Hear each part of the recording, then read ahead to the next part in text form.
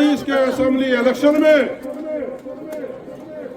किस तरह हमको हराया गया, मगर मेरे रब को, मेरे अल्लाह को कुछ और मंजूर था। यहाँ बंडरकोट से लेकर यहाँ तक जो आपने मेरा इस्तकबाल किया, इसका मैं जितना भी शुक्रिया अदा करूंगा उतना कम है।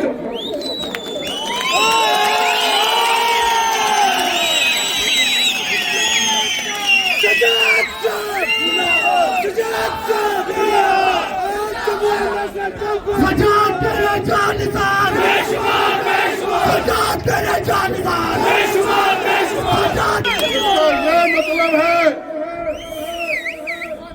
कि 2024 का जो रिजल्ट निकला उससे अल्लाह नाखुश था और अल्लाह ने दिखाया कि आप इसको यहां जबरदस्ती हराओगे।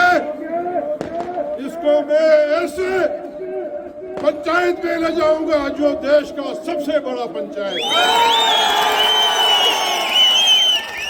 और अल्लाह ने आज, मेरे रब ने आज ये दिखा दिया। मैं आपने नेशनल कॉन्फ्रेंस के कायदीन को, जनाब डॉक्टर फारूक अब्दुल्ला साहब, जनाब उमर अब्दुल्ला साहब और दीगर कायदीन का दिल की अमीर गहराइयों से शुक्रिया अदा करना चाहता हूं। मसला यह नहीं कि जमात ने हमको कितना बड़ा मनसब दिया है, मसला यह है ये पसमानदा और दूर दराज इलाका जो है, तो सरकार का क्या हाल किया ये आप सब जानते हैं। कितने वादे किए। पहले तो हम आज भी इस चीज का कंडम करते हैं, मजम्मत करते हैं, जो हमारा खुसूसी स्टेटस 2019 में छीना गया, जो रियासत हमारी थी जम्मू कश्मीर की, उससे रियासत का दर्जा छीन के यूटी में डाउनग्रेड किया। अरे ये कौन सा कानून है? किस कानून के तहत एक मुल्क की सबसे पुरानी रियासत को आपने खत्म करके उसको यूटी में तब्दील किया? क्या हासिल हुआ? आज जो सरकार यहां चल रही है, ड्यूअल सिस्टम, एक कदम भी नहीं चलने देते हैं। आप देखिए यहां आम गरीबों की क्या हालत है, जिन्होंने यहां 11 साल हुकूमत की। आज हम जानना चाहते हैं इन 11 वर्षों में क्या किया उन्होंने रियासत के लिए, बिलखसूस किश्तवाड़ के लिए। मुझे बताइए, मुझे बताइए कौन से स्कूल खोले, कौन से कॉलेजेस खोले, कौन से अस्पताल खोले। जो 2014 तक हमने काम किया उसके बाद कुछ नहीं किया, क्योंकि उनका फंदा जो है वो बिल्कुल सिंपल है। इलेक्शन के 2 महीने जिंदा हो जाओ, लोगों को भड़काओ और वोट हासिल करो। मेरे भाइयों बुजुर्गों, 2024 के इलेक्शन में जो हमको यहाँ हार मिली है, आपको पता है किश्तवाड़ 20 साल पीछे हो गया है। अगर मैं यहाँ से जीत के चला गया होता, माशाअल्लाह मैं इस वक्त मिनिस्टर होता।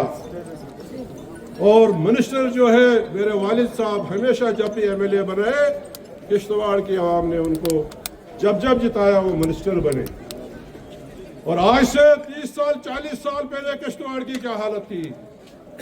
वो वही मर्द मुजाहिद था जिसने in one go as a cabinet minister, chairman district development board 56 सड़कें जो है वो सैंक्शन करवाई। ये आपका जो ये मंडल कहीं कोई कनेक्टिविटी नहीं, हमारे नौजवान साथी नहीं जानते हैं आज से 30 साल पहले यहाँ क्या हालात थे। और अगर ऐसा ही चलता रहा, आप लोग बार बार एक्सप्लॉइट होते रहे, फिर किश्तवाड़ आगे नहीं बढ़ेगा, ऐसा ही रहेगा। जो हमने मुलाजिम लगाए थे अनकरीबी वो रिटायर हो जाएंगे। एक ऐसा वक्त था आज से 40 साल पहले, किश्तवाड़ का कोई अफसर नहीं था, कोई अफसर नहीं था। माशाल्लाह जब शेर कश्मीर शेख मोहम्मद अब्दुल्ला बरसर इक़्तिदार आए तो आम गरीब, चाहे वो किसी भी कौम से तल्लुक़ रखता हो, किसी कम्युनिटी से तल्लुक़ रखता हो, सबकी तरक्की हुई। कोई इंजीनियर बना, कोई डॉक्टर बना, किसी ने केस किया, किसी ने IAS किया। और आज आप देखते हैं कि 11 बरस से यहां कुछ नहीं हुआ। मैं आज के दिन आपसे यही अपील करना चाहता हूं, जब भी यहां कोई त्यौहार होता है, चाहे वो ईद हो, दिवाली हो, कोई फंक्शन हो, पूरा जम्मू कश्मीर जो है मुतवज्जा हो जाता है किश्तवाड़ की तरफ कि किश्तवाड़ में हालात ठीक है, वहां तो नहीं कुछ हुआ। ये पिछले 11 साल से मेरे कान फट गए हैं लोगों को जवाब देते देते कि मेरे भाइयों, किश्तवाड़ में 1947 में जब पूरा मुल्क चल रहा था, जब पूरी रियासत चल रही थी, उस वक्त भी यहाँ हिंदू भाइयों ने, हमारे बुजुर्गों ने, मुसलमान बुजुर्गों ने यहाँ अमन कायम रखा और आपस में भाई भाई बनकर रहे। और वही सूरत हाल इस वक्त भी है। मेरे भाइयों बुजुर्गों, पिछले इलेक्शन में 2024 के इलेक्शन में 70,000 वोट हमने लिए। 70,000। अगर हम इंडिपेंडेंट कैंडिडेट जो प्यारे लाल जी थे, वो भी नेशनल कॉन्फ्रेंस का एक हिस्सा थे, उनके भी 15,000 डाले, तो 70,000 से ज्यादा वोट हमने लिए हैं। क्या आपने कभी ये असेसमेंट की कि इस 70,000 वोटों में हिंदू भाइयों और बहनों का कितना वोट है? नहीं, वो मुझे पता है।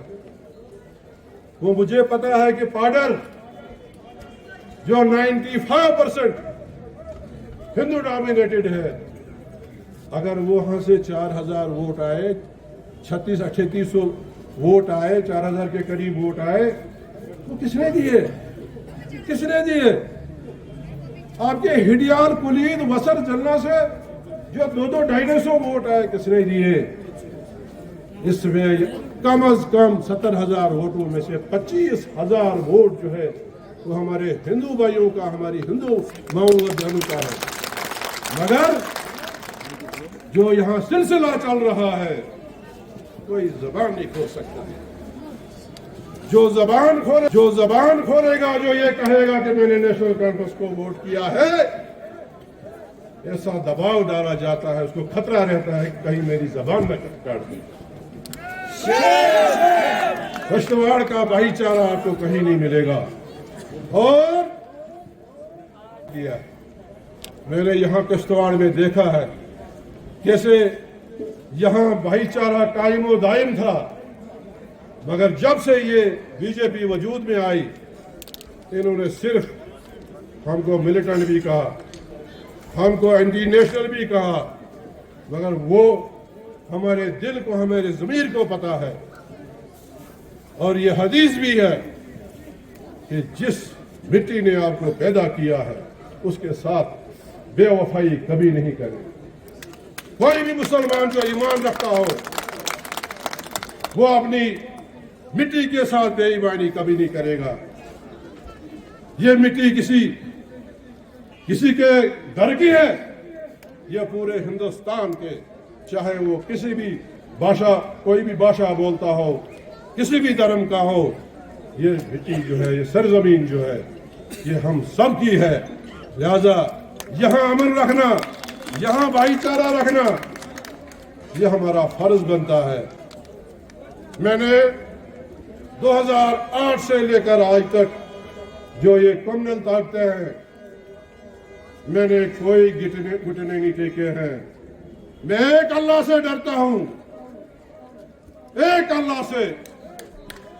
रिज़्क़ और मौत, अगर मुझे इस पे ईमान है कि मेरी मौत कब आएगी, मुझे कब तक जिंदा रहना है, तो मेरे अंदर कोई डर महसूस नहीं होगा।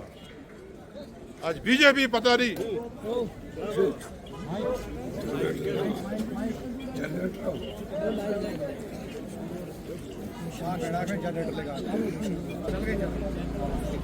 और मैं आपसे ये वादा करता हूं, जब तक मेरी जान में जान है, मैं कम्युनल ताकतों के खिलाफ लड़ता रहूंगा।